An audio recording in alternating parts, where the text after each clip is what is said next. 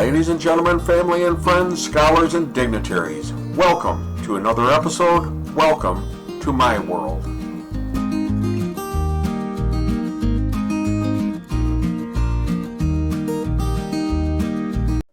So I've given over 500 public presentations and trainings, and as faculty, I've taught over 500 three-hour classes at college.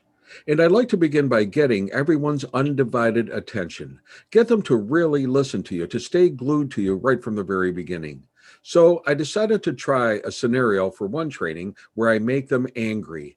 I thought that by making them angry and then processing the vignette right away, they'd tune in to the rest of my presentation, a presentation on human relations. So I purposefully did not enter the room until it was full. Then I walked up the aisle, strutting like I was the big cheese. Then in front of the room, I turned and said, quote, "Sit down, shut up, and listen." Well, let me just say that, yes, I got everyone's attention. In fact, you could hear a pin drop. But when I tried to process it and let them know what and why I did this, their anger at me for insulting them did not dissipate. In fact, it grew. I learned a valuable lesson that day myself. Be careful in both what you present and especially in how you present it. Always deliver your information in a receivable form. So at some point, everyone will need to give a speech, a report, or deliver a presentation. Now, I know that if you're not experienced at this, then sometimes anxiety can set in. After all, you want to please your audience. You want to give them the information that they need. You want them to both learn it, but have some fun with it as well. And it can be overwhelming at first. But if you remember that in giving a public presentation, just keep to the basics of public speaking, and there is no need for any anxiety. After 60 seconds, the anxiety passes, and you'll do very well and find out that you only wish that you had even more time for your talk. Well, there are three basic principles of public speaking. Sales professionals really are the best at public speaking, and these are the three primary strategies they employ to get their message across in a positive and persuasive way. This method also works best for maximum understanding and retention of information. The three principles are the preparatory phase, the delivery phase, and the recapitulation phase. So the first is the preparatory phase. In The Art of Rhetoric, Aristotle said that it is the job of a speaker to convince the listener to believe in the speaker and the speaker's message. To do so, Aristotle said that the speaker must begin by setting a mood that will enable the listener to decide that the message is correct, that it is worthy, and that it fits one's frame of reference or needs. So tip number one is to think about the mood you want to set.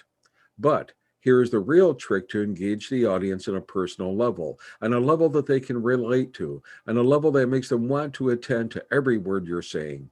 When you are standing in front of an audience, no matter what you are talking about, either history to an 8th grade class or microeconomics to a group of accountants, you must captivate their attention.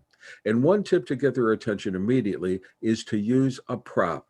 You see comedians do it all the time. Maybe they hold a drink or a cigar. Does it make them more funny? Probably not, but it gets the attention of their audience. And sometimes the stranger the prop, the greater the attention, especially if it is brought in at a later date to tie things together. Sometimes it can be funny, sometimes serious, but use a prop. And think about the timing. Do you want to speak fast or slow? Or is there a particular point you want to make, then pause to accent the point or for reflection? Practice your timing. Try to get audience interaction immediately, but definitely within the first minute. That's why so many presenters ask, "How are you doing today?" Or "Where are you from?" Or maybe, "Let's see a show of hands. How many of you agree with me?" And they do that to get a communication and emotional bonding between the audience and themselves. Maybe you can even ask a challenging question, but again, be careful about a provocative question. I'm not sure if you really want to make your audience angry. Also, the use of humor is one of the best bonding techniques, especially early on. It disarms, and everyone loves a person who can make them laugh. They will relate to you. In the beginning, tell the audience what you are going to tell them. Consider this an executive summary and inform the group both about what you will be saying and what you want them to do with the information.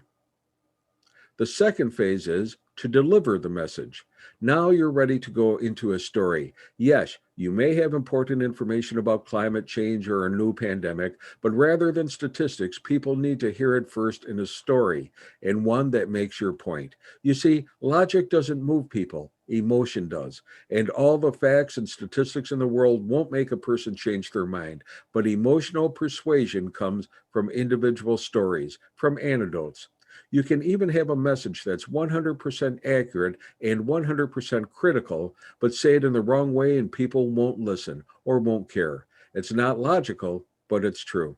So give them a story and even act it out, or at least give them a character that they can relate to. Provide the information and the necessary level of detail, but not overly complicated. Be sure that the level of detail leads, but does not overwhelm the audience, and that is formatted into an acceptable delivery that an audience can relate to, follow, and understand. There's a difference. Don't dummy the information down, but present it in a deliverable form for maximum receptivity.